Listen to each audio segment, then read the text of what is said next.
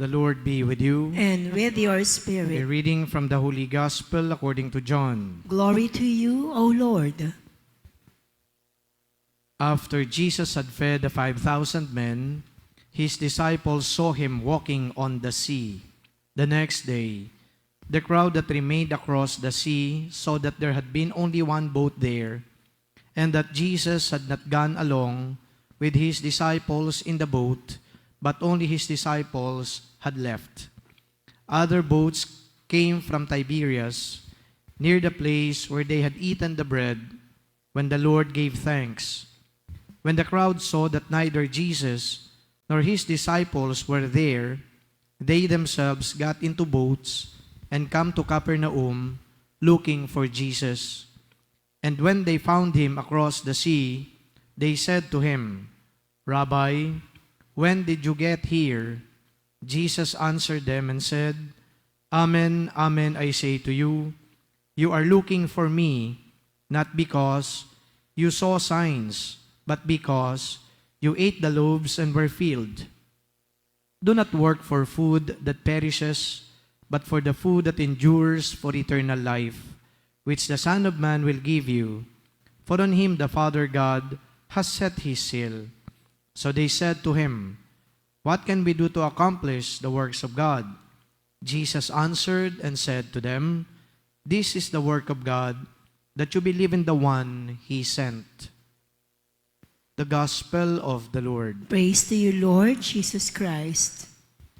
Dalawang bagay po ang nais kong i-emphasize, bahagi ng pagninilay natin based on the Gospel. Number one, yung pagiging utilitarian ng isang tao, o di kaya yung laging ang tao ay umaasa sa iba dahil alam nila yung iba ay merong maibibigay sa kanila. Friendship sometimes is defined by how much or how many can that friend of yours can give you. But if that person doesn't anymore have to give you, you cease to become friends. Ngayon pong malapit ang eleksyon at pagkatapos ng eleksyon, malamang na marami ho ang makaka-relate sa bahaging ito ng ating pagninilay. Nung sila po ay nasa posisyon, sila ay namamayagpag, maraming kaibigan. Ngunit kung sa kasamaang palad, sila ay matatalo sa kanilang tinatakbuhang posisyon at maaari mauubos yung kanilang pera dahil ginastos sa pangangampanya, unti-unti nababawasan din ang kanilang mga kaibigan. From way back, maybe in the 90s, I recall listening to the interview conducted with a very prominent politician at that time. He ran for the presidency but he lost. And then he was lamenting the fact that after he lost, many of his friends deserted him. Totoo nga na ang dynamics ng pakikipagkaibigan minsan nakabatay sa kung ano ang meron ka, kung ano ang may maibibigay ka, at kapag walang-wala ka na, unti-unti din nauubos ang iyong mga kaibigan. Nakakalungkot na isipin, pero ganito po ang kalakaran, ganito po ang katotohanan. And so therefore, I think Christ is reminding us that friendship or maybe relationship should not be based on what we can get from the other. Kaya sabi dito ni Jesus, hinahanap nyo lang naman ako eh. Kasi napakain ko yung maraming tao. Batid ninyo na meron kayong mapapala at makukuha sa akin.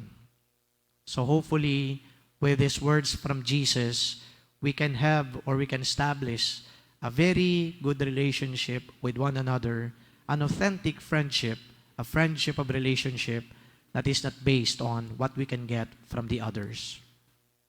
Pangalawa po at panghuli, nung sinabi dito ni Jesus na hinahanap ninyo pagkain, bakit ba nakafocus lang kayo sa pagkain? Materialism. People are always wanting to have something in life. And more often than not, itong something na to, ito yung mga pangangailangan natin sa araw-araw. Pagkain, kung hindi man pagkain kasi meron na tayo, mga ilang bagay. Pwedeng yan ay kasuotan, pwedeng yan ay mga properties, pwedeng iba pang mga possessions, more or less ang lahat ng yan, material. Practically, yun naman din talaga ang gusto ng tao dahil palagay niya, sa pamamagitan ng pagkuha sa mga bagay na ito, magkakaroon ng fulfillment ang kanyang buhay. But it may be late for him to fully realize that kahit na pala meron na siya ng mga bagay na ito, yung fulfillment hindi pa rin mangyayari. And this is, I think, what Jesus is also trying to emphasize when He addressed the people. Dapat hindi kayo naghahanap lang ng pagkain.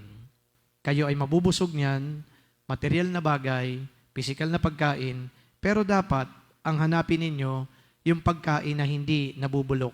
Look for food that does not perish. Look for food that endures for eternal life. Dahil sa napakinggang ito ng mga tagapakinig ni Kristo, nag-shift bigla yung kanilang pananaw. Kaya ang sabi ng mga tao sa bahagi ng pagtatanong, what can we do to accomplish the works of God? So right there and then, nagkaroon ng conversion yung mga nakikinig kay Jesus. Ano po ngayon ang gagawin namin para ma-accomplish namin yung mga pinagagawa sa amin ng Diyos? Dito, ang mga tao ay hindi na lang ngayon naghahangad ng material na bagay, kundi sila mismo naghahangad na makakontribute kung ano ang makabubuti sa mata ng Diyos. Ngayon sila ay na-curious, kaya nagtanong, sabihin nyo nga po sa amin, how can we accomplish the works of God? Perhaps there is now readiness for the people to do the works of God. And these works of God, ito yung kayamanan na hindi mabubulok. Ito yung kayamanan na ini-store natin, hindi sa mga cabinet ng bahay, but these are riches that we store in heaven. So today, my dear friends, brothers and sisters, we pray that indeed we may always work according to the dictates of the will of God.